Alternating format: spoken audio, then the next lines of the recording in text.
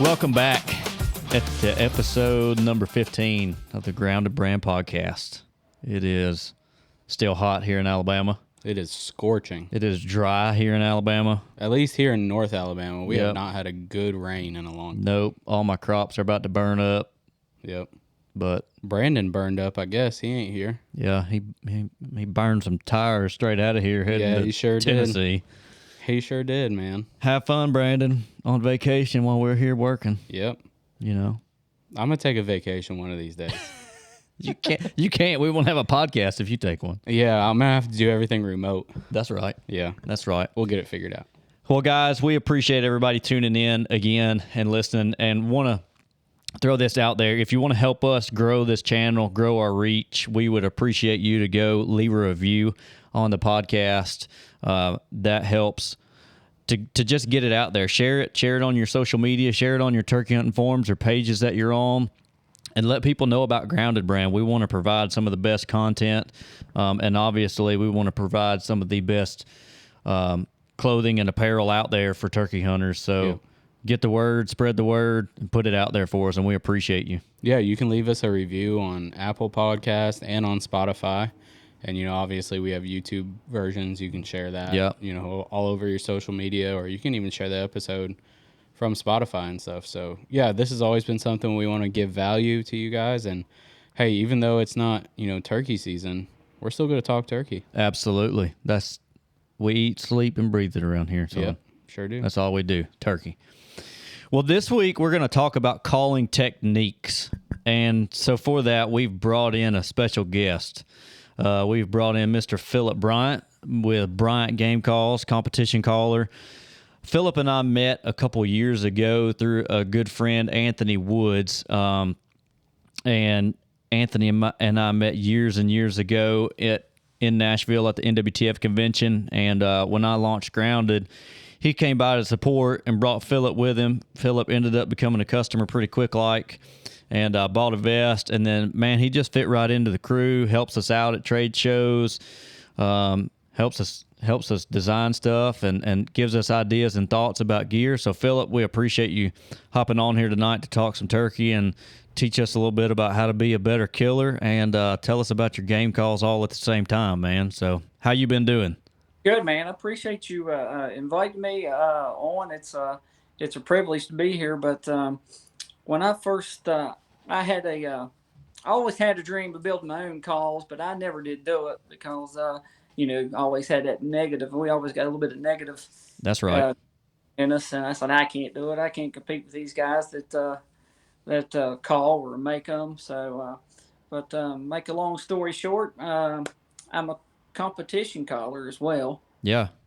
So I said, you know what? I told my wife, I said, I'm going to do it. I'm going to try it. Why not? And the Bible, it says in James 4:23, life is like a vapor. Mm-hmm. Here today, gone tomorrow. So I said, I'm going to do it. So, I started doing it. And right now I created Bryant Game Calls. And right now I started it last year. And right now it's slow right now, but it's not turkey season. Yeah, right. But it'll kick in. But this starting out, so I think into 24, 25, I think it's going to get even bigger. Nice. So I'm pretty excited about that. Yeah, well, we're excited to see what you come out with. I've actually got you put one of our stickers in a call and sent me one after that show in Raleigh, and man, that thing will run. I mean, and I'm a pretty harsh pot call critic, I feel like. I'm just so particular about those things and how they run. Mm-hmm. And immediately straight out of the box, that thing went straight in my vest. I mean, it was like a no-brainer. And then on top of that, while we were in Raleigh, Phillip brought some calls with him there. And I'm not a big slate surface guy for whatever reason. I don't know. It's just never had enough life to me compared to like a glass or a ceramic or an aluminum. And we were sitting in the Airbnb one night, and he had like 10 calls laid out, and we were all running through them, and I picked a slate up just to, run it, and that joker would run.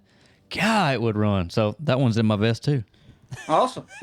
Well, I know when we went this season, my first trip out, yeah, you guys had that call that he made with the sticker in it. And I said, well, where's mine? And funny enough, I don't have one yet. That's right. To this Not yet. date. So we're getting a custom one made. Yeah, that's right. I'm going to get a different sticker. So Phillip, real quick, like you're kind of like the everyday Joe, like we are. You know, you got a full-time job, you've got a wife, a 6-year-old son. So tell us a little bit just about you. I mean, what do you do for a living? Where you from? All of that stuff, so everybody can get to know you a little better. From Lewisburg, West Virginia. That's in the southern part of West Virginia. I work for a electrical company. It's called State Electric. I work back in the warehouse. I help do the shipping and receiving, and I drive for State Electric as well. Help deliver material to the customers. Nice. So I'm just an average Joe. Yeah. So, like you said, average Joe. That's about all of us. Just right like now. us, trying to figure out how to make this a full-time thing, so we can all just do this every day. That's right. So what? You told us a little bit about how you got started in the game call stuff. How did you get started turkey hunting? Was that like a family tradition or something you just picked up along the way? Yeah, my dad has always he's turkey hunted his whole life. My dad, he killed his first turkey in 1975 in West Virginia, and later on he at first I wasn't interested in turkey hunting. He got me interested. I say I was 12, 13 years old. And he said, "Come on, let's go." And I said, "All right, I'm going to give it a try." So my mom, she let me miss school one morning. Our season always starts on a Monday. Really? And I asked mom to let me miss school. And she let me miss school. My mom never would let me miss school. But it was the first day of West Virginia turkey season. And the day before that, my dad roosted 2 gobblers. He said, "I got you 2 roosted. Let's go." Mom let me go. Man, I was like Christmas. Mom let me miss school. Yeah, I bet, How much man. convincing did your dad have to do with your mom? That's the real question. Yeah, I don't think too much, but we went turkey hunting, and my dad caught 2 big gobblers off the limb for me. And they were coming in perfect, picture perfect, coming in, and he said, "Just put the bead on the head and let her fly." I let her fly, and I missed. You let her fly and the turkey flew off, right? He flew off, and I said, "Man, my heart got so." You know how it is. My heart was just a pumping, and I was excited. Like, man, that was a lot of fun. Even though I missed, it was still a lot of fun, and that's when I was hooked. Yeah. And ever since then, I've been on it, and I think I killed my first bird in 1997. So ever since then, buddy, it's been game on. Yeah. So how old were you when you ended up killing that turkey? You had to ask, didn't I? I think I was 15. Okay, so just a couple years later. Yeah. You got a question? Yeah. So one of the things I want to talk about is, so you tell us about the decision to go from, hey, I'm just a turkey hunter, to you wanted to make your own calls. How do you get into competition calling? Because I feel like that's a whole nother step. And I have some personal questions later on, because Drew's made fun of me for some of my calling. But I want to know, like, how do you take that extra step? Like, is it just pure practice? Or, I mean, like, is it, do you find that you have to do different techniques for competition calling versus like just regular calls? Yeah, to go up to the next level, to compete competitively, it's you don't. How would you say? You don't. I wouldn't take what would you say, like a Walmart call to a competition. Right. Mm-hmm. You need more like of a custom call. Yeah. So I that's the way I would put it. But to find events, you just go to nwtf.org and go under events and go to calling, and you can find any state that's having a competition, and you go locally and you can find a contest. So is there talk about like your training when it comes to competition calling? Because I mean, competition calling, while I'm sure it happens a lot during the season, that's something that can happen year round. You know, it's not something that like you have to end when turkey season ends. So talk about like, what is like how many contests do you do a year? What is like your training for competitions like? I usually do about 5 to 10 competitions a year. Training wise, me personally, I run calls almost every day. That's the honest truth. About every day I run a call. If it's just plain yelping, Mm-hmm. cutting, or if I want to get my long box out, I spend a lot of time on my key run on a long box. That right there is, it's that call key run is always in a calling contest. It's always there. But I spend a lot of time practicing. I bet you an hour or two almost a day. That's the honest truth. And my wife, she'll tell you that. Surprised we don't hear shouting from the other room. Yeah, yeah. So let's kind of give our listeners, we'll go through a little bit of scenario type thing, and then at the end I want to touch on techniques like how do you hold a pot, how do you run it, across your soundboards, how do you condition it. We'll talk about that stuff at the end, but let's talk about different scenarios and how you would approach those scenarios in the woods, because you're a really good hunter and a really good turkey killer. We'll give people scenarios, and then after the fact, we'll teach them how to run a call. That way they can kind of have that in their mind as they're practicing. So let's just give you a scenario real quick as far as you approach, you're sitting there and a bird gobbles on the limb, and you're sitting, you go and you sit down to him and he's on the limb. How are you going to approach that turkey? He's gobbling, pretty good, not just absolutely blowing smoke, but he's gobbling, darn good. Yeah, he's gobbling decent. I'll try to get in close as I can without being seen. So that's the first thing. And when I sit down, I'll have a friction call, and I always throw in a mouth call. I'm not the best mouth caller. Mm-hmm. But I always have a friction call beside me, and like I said, I'll throw in a mouth call. When he's gobbling, I'll throw in a couple of tree yelps I love a slate call. Mm-hmm. I love using a slate call, so I'll throw in just a couple of tree yelps, and if he answers that, then I'll just sit still and I'll just work with him a little bit. Then I'll throw in a little couple yelps with my mouth call as well. And if he's answering me, I'll hit an old fly down cackle. Mm-hmm. So I'll hit that, and if he answered that and he flies down, and then I'll sit still and let him come to me. Then I'll use a little bit of the scratching in the leaves, and if he's gonna come, he's gonna come. If he ain't, he'll go his other way. Yeah. But what I do when it's I got one gobbling on a limb. So if he's gobbling, pretty good, and he's answered you a few times, you're saying that you're going to be pretty conservative. You're going to cut it off. You're not really yelping to him every time that he gobbles or anything like that. Just being real soft with him. Yeah, being real soft. I don't want to be too aggressive. That's just me. A lot of people are different, but I don't want to be too aggressive with him. Yeah, I don't want him to be like, oh man, she's a little weird over here. I don't know if I want to go over and mess with her or not. Right. Yeah. All right, so that's some pretty good advice there, folks. So that's something that can easily be overdone and calling to a turkey too much on the limb and being too aggressive with them. So some really good, solid advice on that scenario right there. We're going to go through another one real quick. Say it's 8 o'clock. The turkey that you yelped to on the limb, he flew down. He went the other way with some hens.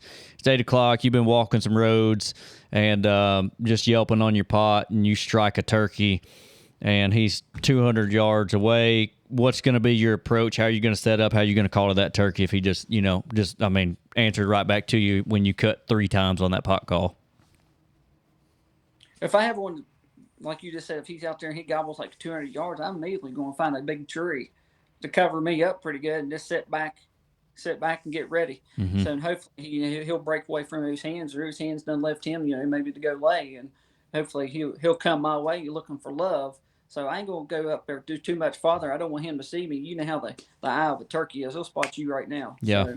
So I just go up there, find me a good tree, sit in, get good and comfortable, get ready, have a mouth call in ready to go.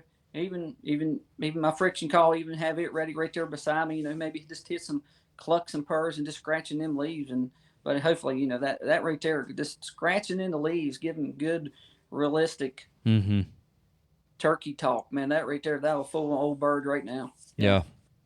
Yeah, throwing in stuff just like he's talking about, scratching the leaves. I mean, that's something so natural that turkeys do. A lot of hunters don't think about that.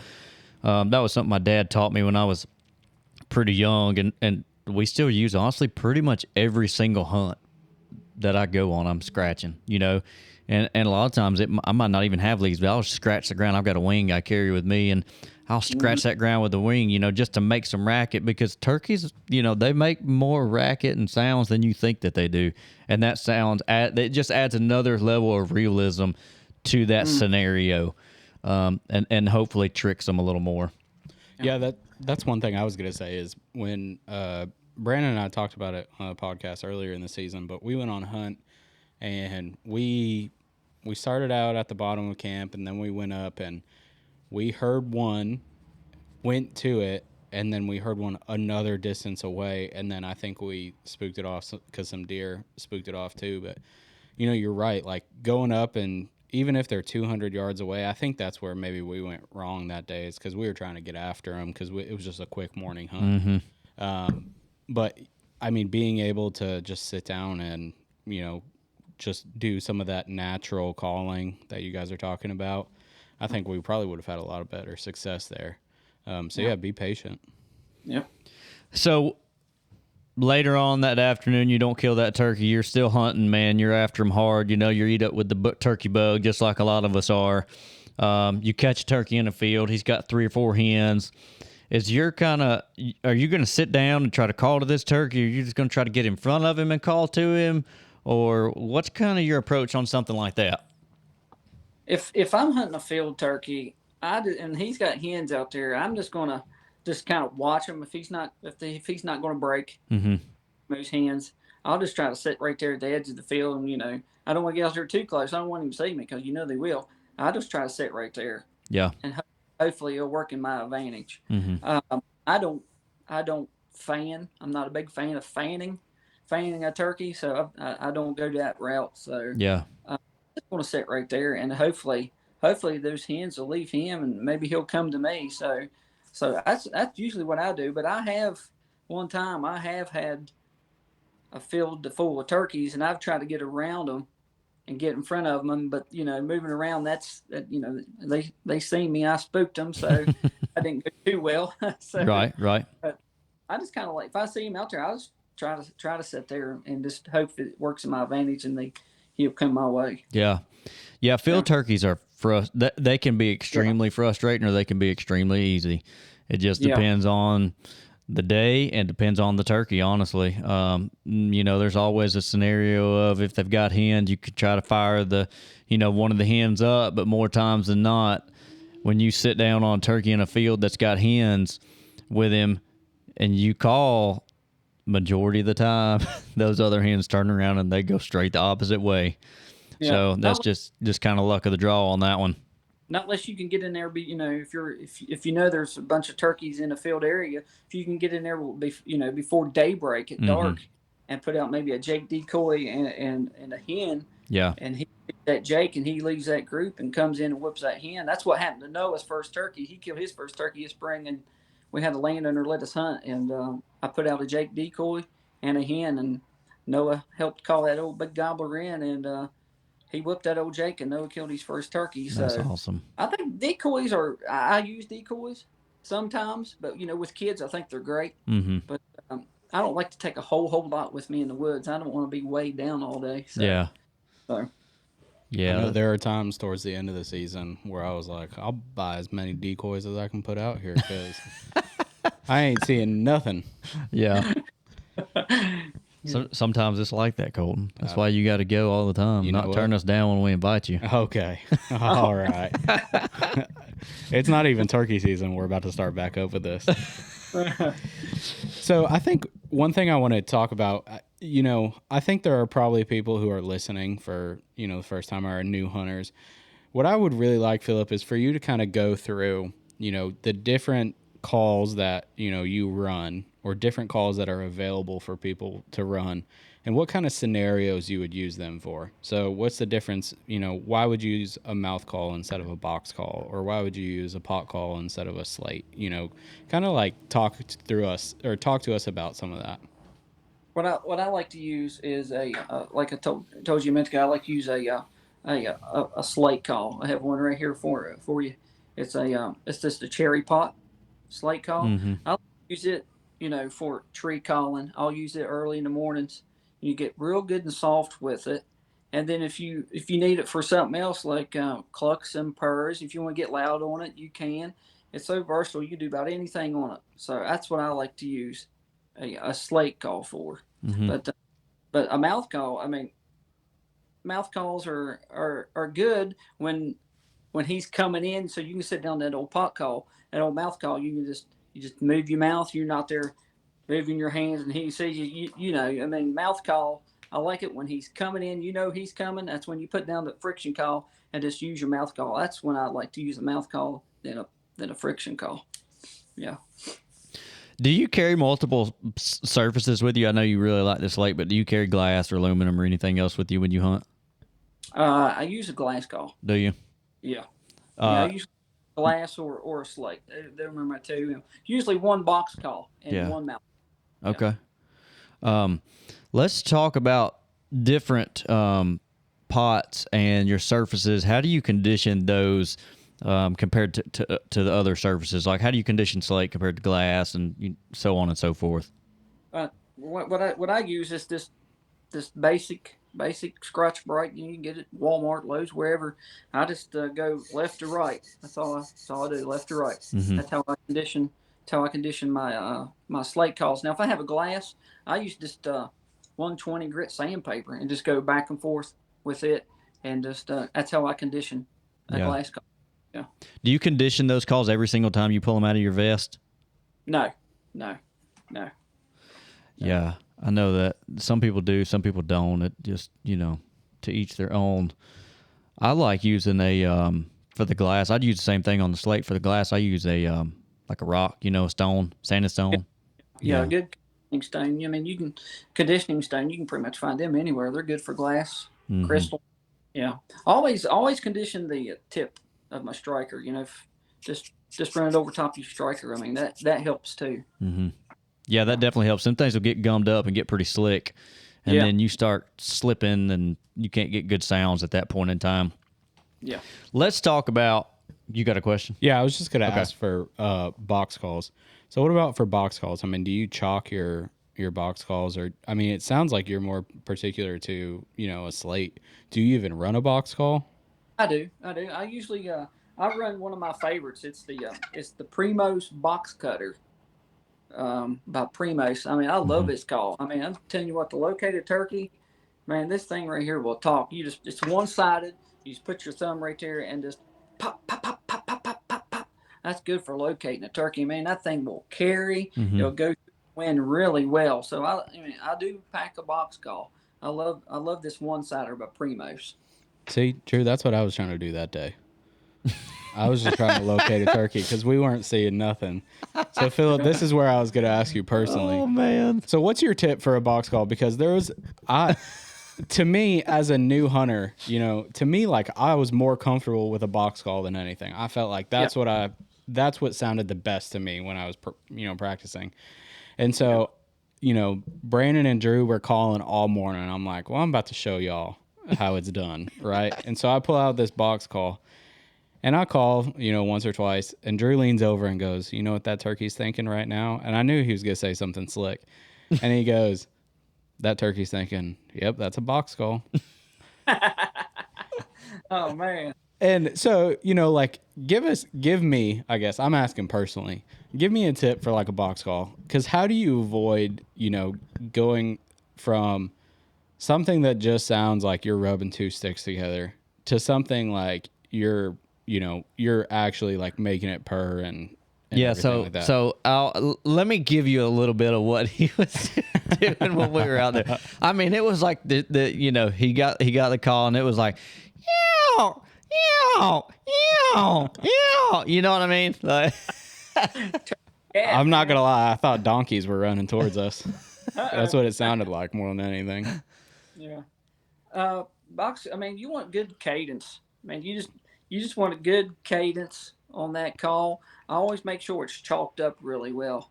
I use it's called railroad chalk. May help you a little bit, but beginning a box call, anybody can run a box call, but cadence is the main thing. You want that. You don't want to like Drew was saying. You don't want that. You just want that good cadence.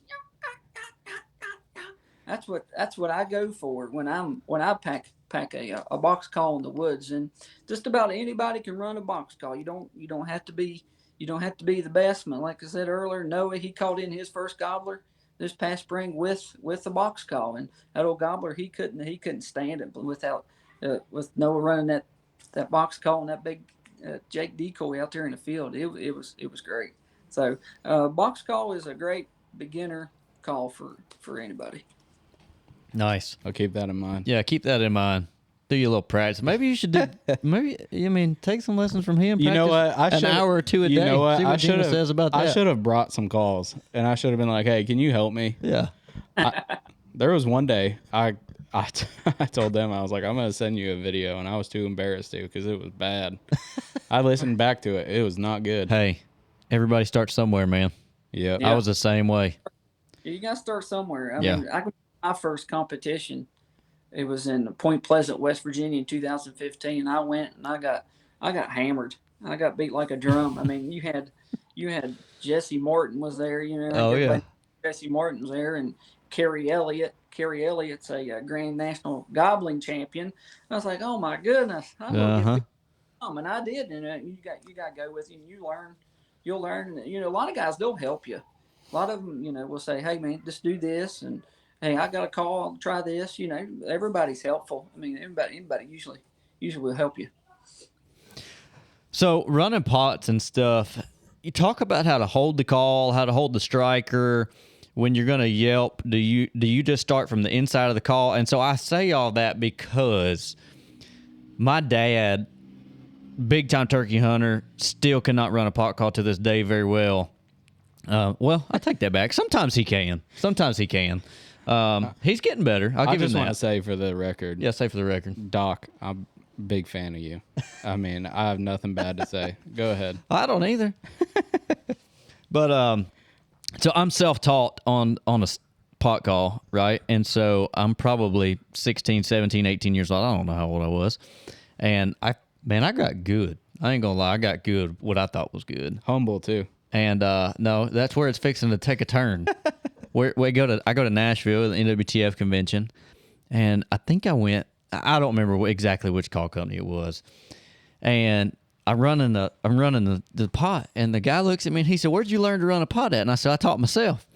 And he said, "I could tell you're running it backwards." And I said, "What do you mean I'm running it backwards?"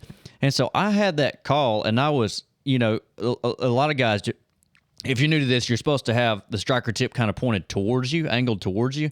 Oh, no. I had that son of a gun pointed straight away from me. I was pushing it out versus pulling it to me, and I thought I was the stuff. So, yeah, it came back to bite me in the butt. But talk about how to hold the call, how to run it, starting, from the middle, from the outside, however you do it, whatever you think is the right way to do it, and give our listeners and the people that are watching on YouTube just an example of that. That way they know. Because a lot of guys, they just pick it up and start making noises with it, and they don't know how foundational it is and how good of a foundation you need just to start with holding the call correctly, and how much better and how much more effective that can make you. Yeah. When I'm holding a pot call, I do this in competitions and in the woods. I kind of hold it like this. I don't hold it out on my fingertips. I never do. That's just me personally. I hold it right there. I kind of cup it a little bit right there, just like that right there. And when I hold in a striker, I hold it like I'm writing my name. That's all I do. And I always start up top. Right up here, up top is where I start. And I'll just...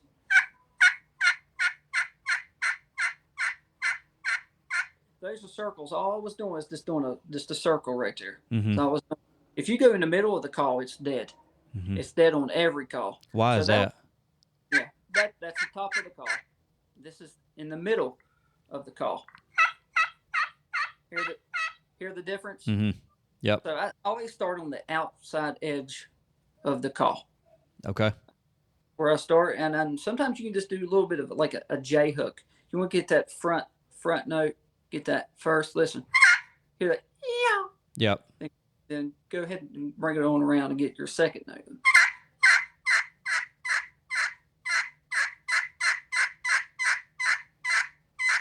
I love that front end on that right there. That, yeah.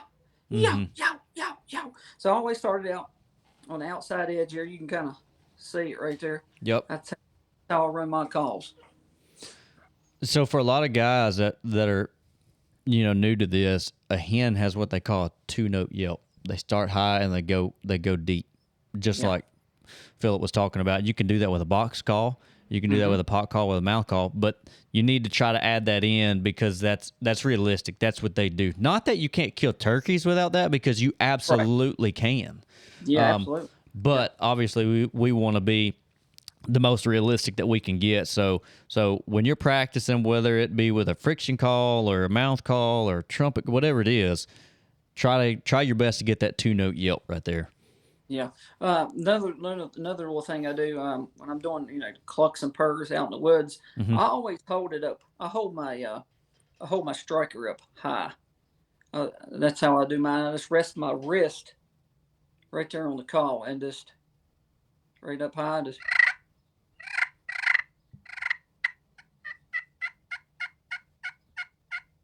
that's maybe a little pointer there. I always hold it up high so you can just get a good flow. Just to come straight back. Hope that helps. But that's interesting because I hold mine like I'm writing like my name. Like I hold mine super far down. Yeah. And so I hadn't thought about holding it up higher like that before. Yeah, my dad would show me that one day. He said, "You're holding it down way too low for a cluck and purr. Hold it up higher." And I started playing with it, and over time, I've gotten better at it. So I always hold it up high and up towards the top of the call, and it's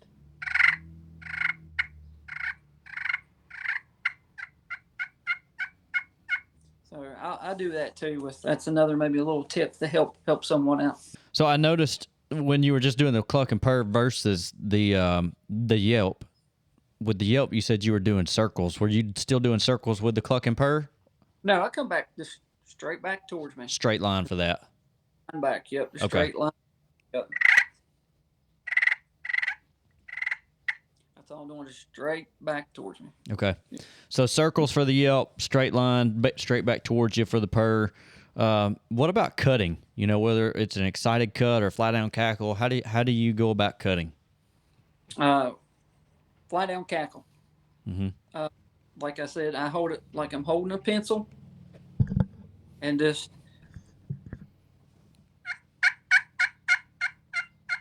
nice soft stuff. When she's ready to come down, now I get good and loud with it. I hit it hard. I use my index finger a lot, and I move it really quick. But a lot of people they use their wrist. They can pop their wrist. I can't pop my wrist real fast like I can my index finger. So when I'm cutting or hitting a fly down, I use my index finger to do all that. That's what I do. Will you give us a little sound file of what that sounds like for you? Absolutely. I'm going to do a fly down cackle here. I'm just a hen in the morning getting ready to get a cup of coffee here. Give it just a second or two. Then and that's still the circle, right? What'd you say, Colton? I'm sorry. That was still the circle you were doing on that fly down cackle? There's little soft yelps like that. I'm just making just a little circle. Then I'm going to pick it up just a little bit.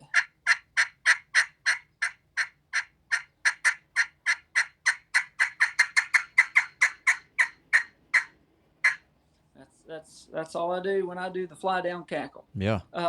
When I'm cutting, I mean, I'll take bigger. I'll hit it harder. I'll cut harder. I'll get that index finger and pop, pop, pop, pop, pop, pop, pop. Just like this right here.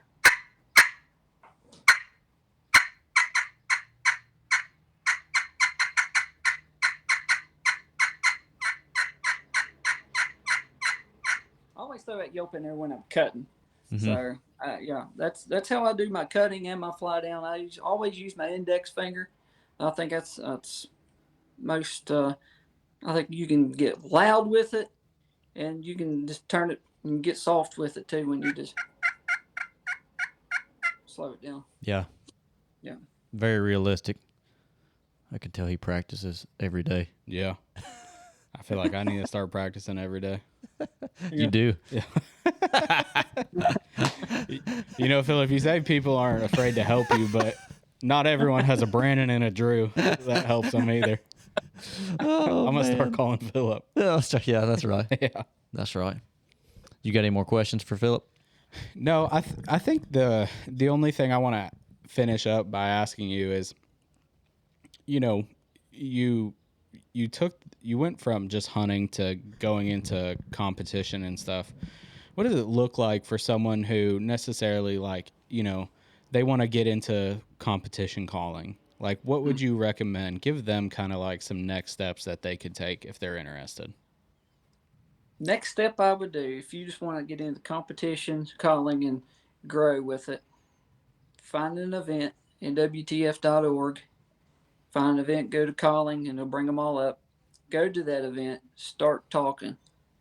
That's the main thing. Get to know people. Listen to the calling. Listen and talking. That's the main two things. See what everybody's running. A lot of people will show you. I mean, you come and ask me, I'll show you what I'm running. I don't care, and I'll help anybody else that wants to pick it up. But find out where a contest is. Go, listen, and talk. That's the main right there. Yeah. Yeah, I think more than anything, what I found in being new to this community, I would say is, man, people are so willing to help. And you see it all the time at NWTF. And, you know, like Phillip said, go to a competition. NWTF, too, I think every year has a seminar on calling and stuff, too. I know they had a big one this last year where you can ask questions and you can talk to, you know, people who have some more experience and stuff. And don't be afraid, you know? No. Yeah, that's one thing that you know, I talked earlier about. We met through Anthony Woods. So I met Anthony, man, it was at the show, but he was working with Jimmy Schaefer from Oak Ridge Game Calls. And I wanted to get into the competition stuff, and I told Anthony, he was sitting behind the booth, and he picked me on a call. And then next thing I know, I'm sending him text messages about, hey, how does this sound? How does this sound? How does this, you know, and he's critiquing me and going from there. But that was one thing that distinctly stood out, and it wasn't just him. There was plenty of other guys that I could talk to within that realm, within that side of the industry that were willing to help, man. And I appreciated that so much, because it wasn't like, oh, I've got this, you know, I'm the best and I've got this secret and I'm going to keep it to myself. Those competition guys, at least in the turkey world, are the exact opposite. They want to see the sport and the competition grow. And so they're just going to give it away for free. So that's some really good, solid advice on, hey, don't be afraid to just go and start talking to people and asking people for advice. And, man, next thing you know, you've got some really good friends. Yeah, and if you've got people, you know, around you who, you know, are trying to do the same thing, I mean, look at, you know, your local chapters of NWTF or TFT or something like that, you know, because you can find a lot of resources there, too, and make absolutely some good buddies. Yeah, and take kids. If you have a kid, take them. I mean, they got different divisions. You know, you got your Polks juniors, you've got amateur division. That's great. That's where I first started, was the amateur division. One of my first contests was in PA, and I called it an amateur division. So that's good way to start, is an amateur division. Yep. Yeah, absolutely. Well, Drew, you got anything else? Yeah, you better believe I got something else. My favorite question of the night, always, Phillip, if you are going to give somebody one tip to kill more turkeys, what are you going to tell them to do? Be patient. Be patient. That's all you got to do. You don't have to be the best caller in the world. Just be patient and just go with it. And trust me, patience will kill a lot of turkeys. Yes, it will. Yes. You guys, if you haven't heard it by now, there is a theme among turkey killers. Be patient. Yeah. Phillip, you are among the club that has told us time and time again, just be patient. Oh. Yep. Rightfully so. It's a big one. Yeah, you should listen. All right. Well, this has been episode number 15 of the Grounded Brand podcast. Hey, Phillip, thank you so much for coming on. I know I took a lot away. I did too, man. You know, Drew taught me wrong is what I'm learning. Absolutely. I'm one of those guys. You see, I'm not in that competition caller clique. Like, I know. I want to keep it to myself, so I kill all the turkeys. Well, I was gonna say, I was the gonna Lord's say got no. some work to do on my heart. But Phillip, thank you so much. Not only for teaching us something tonight, but also just being a friend of Grounded. We are doing more shows than we ever have been, and that's going to continue into this next year. And we thank you for coming and helping us out at the shows and just being a friend of the brand, man. We really appreciate it. Yeah, thanks for having me on. It was an honor to be here. It's my first podcast, and I think it went well. So I hope I did well. Did great. You did great, man. Yeah. And anyone else who's listening, he's for hire now. So he got his first one. We trained him, and you can get on any podcast you want now. And if you're in the market for a good pot call, I was just getting ready to go there. Bryant Game Calls. You got a Facebook page, is that right? Yeah, Facebook page, Bryant Game Calls. No website right now. I haven't got to that level yet, but find me on Facebook, Bryant Game Calls, or you can hit me up on my personal. It's Phillip Bryant. So. Yeah. We'll be sure to link your Facebook page and stuff in the show notes and in the YouTube description, and share it out with people so they can get some calls. I know I won't spoil anything, but there's a collab getting ready to happen. Mm-hmm. And we're gonna have some Grounded calls, I think, coming out soon. Guess we'll wait and see, won't we? I guess so, maybe. Wink, wink, nod, nod, maybe. That's right. But time will tell. Time will tell. Time will tell. All right. Well, Phillip, thank you so much for joining us. And hey, everyone, thank you for joining us on episode number 15 of the Grounded Brand Podcast. Hey, I have an exclusive announcement that we appreciate our listeners very much. I want to say thank you. I don't know that we officially said anything a while back, but maybe we did and I'm just forgetting. We passed over 1,000 listens of the podcast, and that's massive for us. This is really just a resource that we give away to provide value to, your guys' life. And as part of that, we want to extend an exclusive savings for you guys as well. Yeah. So if you go to the website, the only way you're going to get this discount code is by being a listener of the podcast. And so all you have to do is go, when you're ready to check out, just type in Grounded Pod, one word, Grounded Pod, and you'll save 10% off your purchase, because we really appreciate you guys so much. And, if you're listening to this podcast, you're a friend of the company and a friend of the brand, and, it means a lot. So we want to try to give back to you guys as well. Yeah.